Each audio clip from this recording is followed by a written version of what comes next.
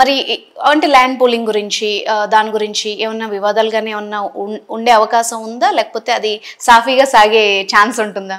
So అమ్మా ఇక్కడ ఏంటంటే what I wanted to tell you is land pulling is always there is a problem.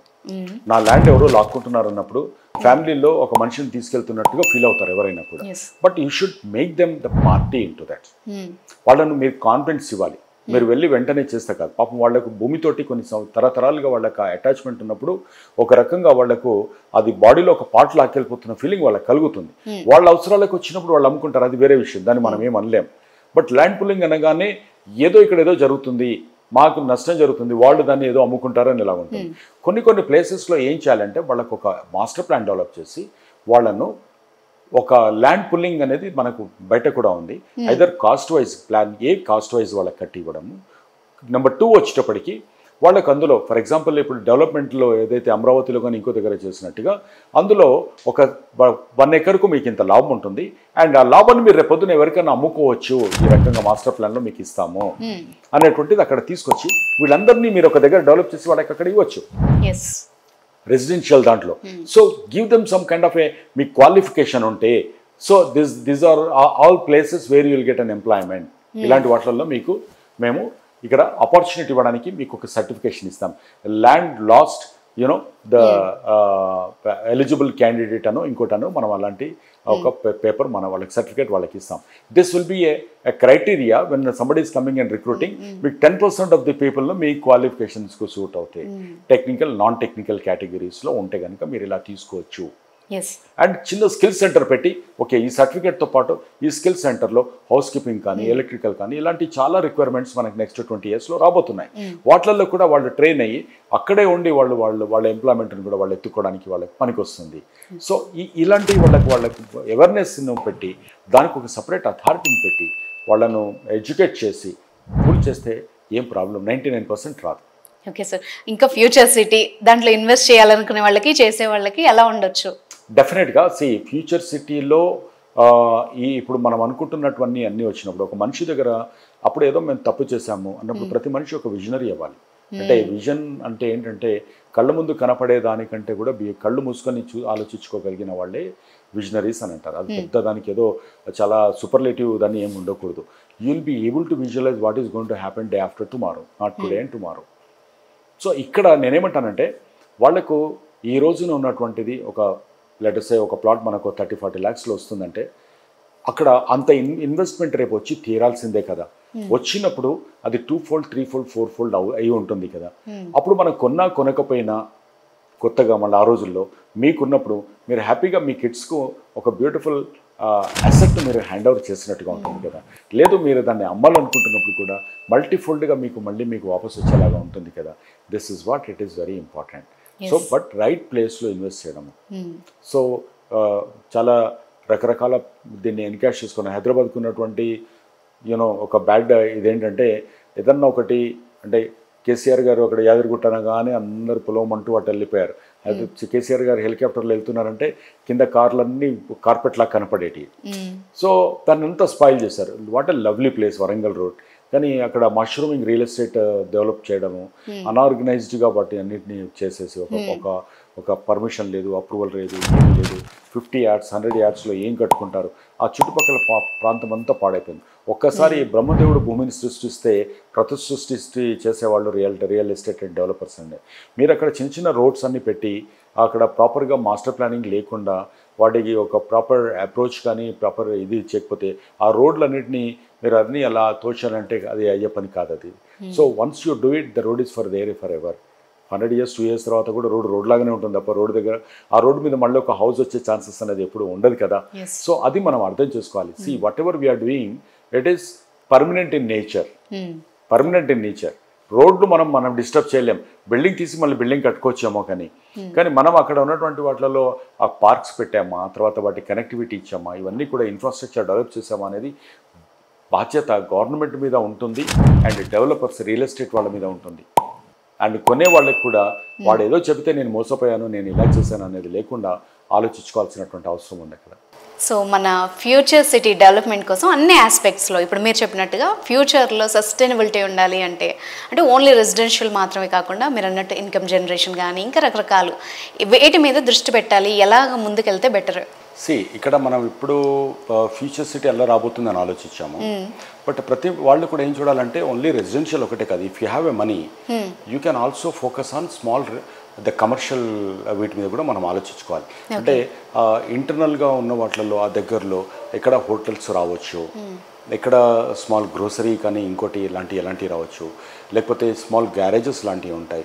Lot of life సైకిల్లో ఉన్నటువంటి మనకు అన్నీ తెలుసు కాబట్టి మనం వాటికి సంబంధించిన వాటిని కూడా స్మాల్ కమర్షియల్ స్పేసెస్ కానీ లేదా ఫ్యూచర్ రెడీగా, అంటే రియల్ ఎస్టేట్ గురించి మాట్లాడలా నేను యాజ్ అ మార్కెట్ ఎక్స్పర్ట్గా నేనేం చెప్తానంటే మీ దగ్గర కొన్ని డబ్బులు ఉన్నప్పుడు మీరు కొంచెం సేవ్ చేసుకొని మీరు రెడీగా ఉంటే మీరు అక్కడ ఒక చిన్న గ్యారేజ్ రావాలి, ఏదో రిపేరింగ్ సెంటర్ ఏదైనా కావాలి, లేకుంటే ఒక చిన్న స్టూడియో కావాలి, ఇలాంటివన్నీ కూడా మీ ఉన్నటువంటి వృత్తిలోనే మీరు అక్కడికి you need to start developing your ideology. అంటే మీ ఫ్యూచర్లో నేను వాళ్ళ హైదరాబాద్లో పెట్టాను, కరీంనగర్లో స్టార్ట్ చేశాను అని ఆలోచిస్తున్నారు కదా, నేను ఫ్యూచర్లో ఫ్యూచర్ సిటీలో కూడా నేను పెట్టుకోవడానికి నేను రెడీగా ఉన్నాను అనే ఆలోచన మనకి ఇప్పటి నుండే రావాలి. అది సో దానికి సంబంధించినటువంటి ఫైనాన్సెస్ కానీ ప్లానింగ్ కానీ లేకపోతే మీరు సైకలాజికల్గా మీరు కనెక్ట్ అవ్వడం కానీ మీరు అక్కడ జరగాలి.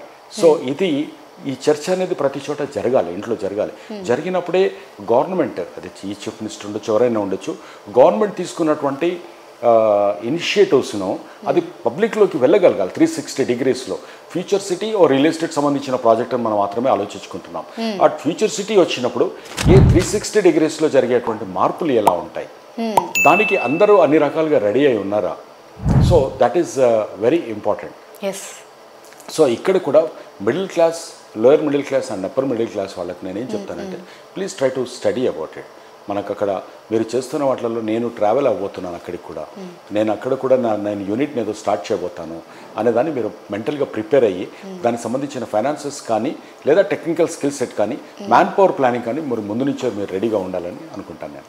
ఎగ్జాక్ట్లీ, ఇది మీరైతే పర్ఫెక్ట్గా చెప్పగలరు. ఎందుకంటే ఆల్రెడీ అంటే సామాన్యులు కూడా కష్టపడితే అంటే ఒక విజన్, ఫ్యూచర్ ప్లాన్ ఉంటే గొప్పగా ఎదగొచ్చు అని సో మీరు ప్రాక్టికల్గా ప్రూవ్ చేసిన వ్యక్తి. సో వాళ్ళ కళలకు అనుగుణంగా వాళ్ళు ఏం చేస్తే బెటరు, ఎలాగా ఫ్యూచర్ని డిసైడ్ చేసుకోవాలి అన్నది మీలాంటి వాళ్ళే ఒక మంచి సజెషన్ ఇవ్వగలరు.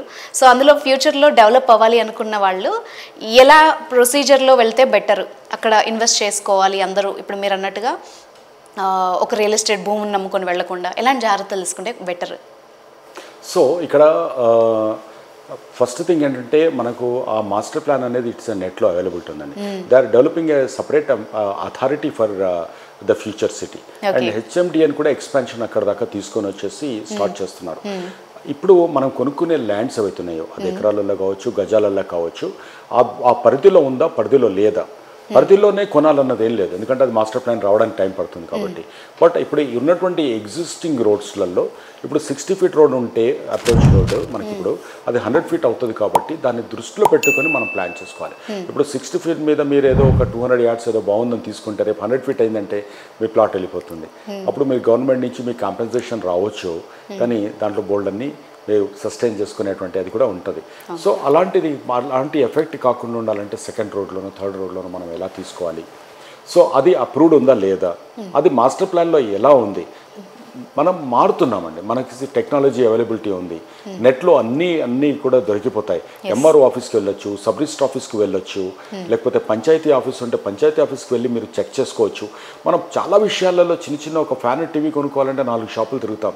మన ఫ్యూచర్కున్న వాటిల్లో మనం ఇటువంటి విషయాలలో చాలామంది తప్పు చేసి ఏదో చెప్తే అప్పుడేదో ఏజెంట్ వచ్చాడు మమ్మల్ని మోసం చేశాడని రియల్ ఎస్టేట్ను బ్లేమ్ చేస్తారు.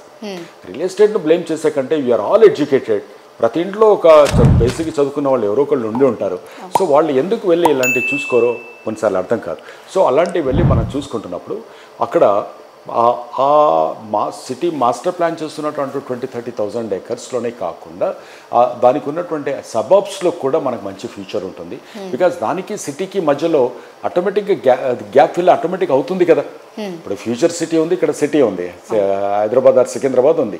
ఆ రెండింటి మధ్యలో ఉన్నటువంటి గ్యాప్ కూడా బై డిఫాల్ట్ అది కూడా డెవలప్ అయ్యే ఛాన్సెస్ ఉంటుంది. కాబట్టి ఆ అప్రోచ్లో ఉన్నటువంటి మధ్యలో కూడా మీకున్నటువంటి బడ్జెట్ను బట్టి ఒక 2-3 సండేస్ మీకున్న కన్వీనియంట్ టైంలో మీరు వెళ్ళి అక్కడ ఇన్వెస్ట్ చేసుకొని, సో నేను ఈ రోజున ఇది కొంటుంది ఓన్లీ రియల్ ఎస్టేట్ కోసమే కాదు, రియల్ ఎస్టేట్ కోసమైనా అనుకోవచ్చు, మిగతా వాటి కోసం కూడా నేను ప్రాపర్గా ఎలా ఉండాలి, దానికి వెళ్ళే కంటే ముందు నేను డాక్యుమెంట్స్ను మనం ఎలా చెక్ చేసుకోవాలి, చేసుకున్న తర్వాత దాన్ని ఎలా నేను ప్రొటెక్ట్ చేసుకోవడానికి ఇవాళంతా డిజిటలైజ్ అయిపోయింది. ఇప్పుడు బిల్డ్ నవ్ వచ్చేసింది, మీరు అన్ని అప్రూవల్స్ కోసము, భూమాత వచ్చేసింది మనకు ధరణి పోర్టల్కు ఆల్టర్నేటివ్గా.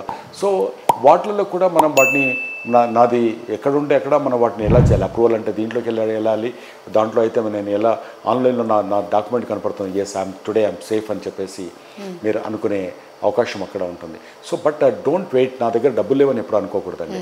చాలామంది చేసే మిస్టేక్ ఏంటంటే అది ఎక్కడి నుంచి వస్తుంది, మీ దగ్గర 20% ఉంటే 80% bank is ready to give the loan. So you push your self, మిమ్మల్ని మీరు వెనక నుంచి నెట్టుకోండి, లేకపోతే ఎవరు ముందుకెళ్ళరు. సో మనకి ఏదో అన్ని డబ్బులు వచ్చిన తర్వాత అనే కాదు, take a decision and move forward. If you know that next 10-15 years or 20 years నా ఇన్కమ్ ఇది ఉంటుంది అని మీ గ్యారంటీ ఉన్న తర్వాత, ఆ ఇన్కమ్ గ్యారంటీ ఉన్న తర్వాత మీరు ఇప్పుడు ఉన్నటువంటి మీ గోల్డ్ మార్టిగేజ్ చేసో, లేకుంటే మీ దగ్గర ఉన్నటువంటి పిఎఫ్లో నుంచి కొంత అమౌంట్ తీసుకొనో, లేకుంటే మీకు ఉన్నటువంటి ఎల్ఐసిలో కూడా లోన్ తీసుకోగలిగితే దాన్ని తీసుకొనో, ఆ మార్జిన్ మనీ కట్టుకొని దెన్ ఈఎంఐస్ లాంగ్ ఈఎంఐస్ పెట్టుకొని మీరు అక్కడ ఇన్వెస్ట్ చేస్తే మీరు బ్యాంక్ ఇంట్రెస్ట్ మీరు 7%, 8%, 9% మీరు కట్టేదానికంటే అక్కడ మీకు మల్టీఫోల్డ్ మీకు బెనిఫిట్ అక్కడ కలుగుతుంది. అది but you need to take a call. మీరు ఎప్పటికీ అలాగా లిస్టెడ్ స్మాల్ మీరు బ్రాకెట్లో మీరు ఉంటానంటే మీరు ఎప్పటికీ అలాగే ఉంటుంది. ఎప్పుడు మీరు మీ తలరాతను లేకపోతే నా జీవితం ఇంతే, నాకు ఇలా రాసిపెట్టి లేదు, లేదా నాకు దేవుడు ఇలా చేశాడు, నాకు చెప్పేవాళ్ళు లేరు, ఇవన్నీ వద్దు గారు. You should move out of your bracket. కొంచెం ఆలోచించాలి, సేఫ్గా గేమ్ ఆడండి, ఎక్కువగా అతిగా కూడా ఉండకూడదు. మీకు 15 ఏళ్ళు, 20 ఏళ్ళు, 20-25 years వరకు బ్యాంక్స్ 30 years కూడా ఇస్తుంది మీకు ఏజ్ కనుక ఉంటే. ఆ 30 years ఏజ్కి మీకు లోన్స్ దొరుకుతాయి అనుకున్నప్పుడు మీరు you push your self and invest somewhere. మీరు ఒక 3-4 yearsకి ఒకసారి ఏదో ఒక దగ్గర ఇన్వెస్ట్ చేయడం మొదలుపెట్టండి. మీకు అది gives a lot of boom, అంటే ఒక బూన్ లాగా ఉంటుంది. అది నేను నా వాల్యూ ఇంత కదా అనే ఒక సాటిస్ఫాక్షన్ ఉంటుంది. రేపు పొద్దున డబ్బులు వచ్చినప్పుడు you clear it of your loan, so అట్లా మీరు మీ వెల్త్ని మీరు క్రియేట్ చేసుకోగలిగారు. మీరు కష్టపడి సంపాదించిన తర్వాత రిటైర్మెంట్కి వచ్చిన డబ్బులు మీకు వచ్చినా రాకపోయినా ఒకటే, బట్ ఇండైరెక్ట్ కూడా మీరు ఒక ఇన్వెస్టర్ మీ లోపల రావాలి. ఇన్స్టెడ్ ఆఫ్ షేర్స్ ఫ్లక్చువేట్ అక్కడ ఉన్నటువంటి అది మీరు నేర్చుకునే కంటే రియల్ దీన్ని పెట్టుకోవడం అనేది చాలా ఇంపార్టెంట్. సో ఫ్యూచర్ సిటీ గురించి ఊహిస్తే అద్భుతంగా ఉంది, ఎప్పటికీ చూడొచ్చు. అంటే మీరు అన్నట్టు తొందరపడకూడదు, అలానే లేటు చేయకూడదు, పర్ఫెక్ట్ ప్లాన్తో కరెక్ట్గా వెళ్ళాలి. ఇట్లా స్టార్ట్ చేస్తే మనం ఎప్పటికీ చూడొచ్చు. As per government plan, master plan అనేది కపుల్ ఆఫ్, అంటే దానికి కొన్ని ప్రొసీజర్స్ ఉంటాయండి. ఫస్ట్ మాస్టర్ ప్లాన్ చేయాలి, తర్వాత పబ్లిక్ హియరింగ్కి పెట్టాల్సి వస్తుంది. దాంట్లో ఉన్న అబ్జెక్షన్స్ ఏదన్నా కూడా నేను అనుకుంటాను కపుల్ ఆఫ్ మంత్స్ లోపల ఈ మాస్టర్ ప్లాన్ బయటకు వచ్చే ఛాన్సెస్ ఉంది. ఎందుకంటే is very serious about it and the chief minister గారికి కూడా ఆయన ఒక డ్రీమ్ ప్రాజెక్ట్ లాగా ఉంది. కాబట్టి సో ప్రాబబ్లీ అది ఒక కపుల్ ఆఫ్ మంత్స్ లోపల అది మాస్టర్ ప్లాన్ అనేది పబ్లిష్ అయ్యే ఛాన్సెస్ మనకు అక్కడ ఉంది. సో దానికి అథారిటీ కానీ దానికి రూల్స్ గైడ్లైన్స్ ఇవన్నీ రావడానికి ప్రాబబ్లీ ఇయర్ ఎండింగ్ కల్లా మనకు దాన్ని కనపడతాయి. బట్ సైమల్టేనియస్గా గవర్నమెంట్ ప్లాన్ చేసుకుంటుంది అనుకుంటున్నాను నేను. సో డిపిఆర్స్ అన్నీ కనుక రెడీ ఉంటాయి అంటే ఇక్కడ మనుషులు వెళ్ళి ఉండాలంటే మాస్టర్ ప్లాన్లో పేపర్ మీద కాకుండా కావాల్సిన బేసిక్ ఇన్ఫ్రాస్ట్రక్చర్ ఉండాలి. అంటే కనెక్టివిటీ ఫ్రమ్ ఎయిర్పోర్ట్ కానీ, రైల్వే స్టేషన్స్ని కానీ, బేసిక్ సర్వే ఆఫ్ మెట్రో కానివ్వండి, అండ్ రోడ్ మెకానిజం కానీ, ఇవన్నీ కూడా మనకు అక్కడ జరగాల్సి ఉంది. సో పవర్ కనెక్షన్స్ అని అక్కడ తీసుకెళ్ళి ఇవ్వగలగాలి. ఇదంతా కూడా అంటే నిజంగా ఈ ప్యారలల్గా వర్క్ కనుక మనకు డిసెంబర్ జరిగితే బై 26-27లో we can see a map. అంటే మనం అక్కడ బేసిక్ కనెక్టివిటీ కానీ ఇలా రాబోతుంది అని మనం ఒక కార్లో తిరిగేసి మనం ఒకసారి ఎక్స్ప్లెయిన్ చేయడానికి పనికొచ్చే విధంగా మనకు ఒక 26లో జరగవచ్చు. 27-28 ఈ గవర్నమెంట్ ఉన్నప్పుడే ఫైనాన్షియల్ క్లోజర్స్ కనుక జరిగితే వాళ్ళు అట్లీస్ట్ ఒక 10-20,000 crores కనుక అక్కడ ఇన్వెస్ట్మెంట్ మొత్తం వచ్చేస్తే మనకు కావాల్సినటువంటి మనకు ఈ లాజిస్టిక్స్కి సంబంధించింది కానీ, ఇన్ఫ్రాస్ట్రక్చర్ సంబంధించింది కానీ, అంటే మనకు 5G కనెక్టివిటీ కానీ, రోడ్ కనెక్టివిటీ కానీ, ట్రాన్స్పోర్ట్ కనెక్టివిటీ కానీ, and electrical drain and water supply system కానీ, ఇవన్నీ అక్కడికి బేసిక్ అక్కడికి వచ్చేటువంటి ఛాన్సెస్. ఇది వచ్చిందంటే కాన్ఫిడెన్స్ అని ఇన్వెస్టర్ కాన్ఫిడెన్స్ అనేది ఆటోమేటిక్గా వస్తుంది. ఇయర్ మార్క్ అయి ఉంటుంది ల్యాండ్, ఎవరికి ఏ ల్యాండ్ ఇవ్వాలి, వాళ్ళు వచ్చినప్పుడు వాళ్ళు వర్క్ స్టార్ట్ చేసుకోవడానికి సంబంధించినటువంటి ఎలక్ట్రికల్, వాటర్, సివరేజ్, ప్లగిన్ చేసుకునేటువంటి సిస్టమ్, రోడ్ ట్రాన్స్పోర్ట్ సిస్టమ్, ఈ నాలుగు పిల్లర్స్ అనమాట ఎవరైనా రావాలంటే. ఇవన్నీ వచ్చి ఇవన్నిటి మీద గవర్నమెంట్ స్పెండ్ చేయాలి. ఒకవేళ వాళ్ళు అనుకుంటున్నట్టు ఫారిన్ ఫండ్స్ కానీ మనం తీసుకురాగలిగితే నాకు తెలిసి ఫేజ్ 1 మట్టుకు మనం 27-28 లోపల ఫేజ్ 1 ఒక షేప్లో మనం చూడవచ్చు అనుకుంటున్నాను నేను. థ్యాంక్ యూ సో మచ్ అండి. మీ విజన్ అండ్ ఎక్స్ప్లెనేషన్ అద్భుతం. And thanks for your time. Thank you so much. Thank you.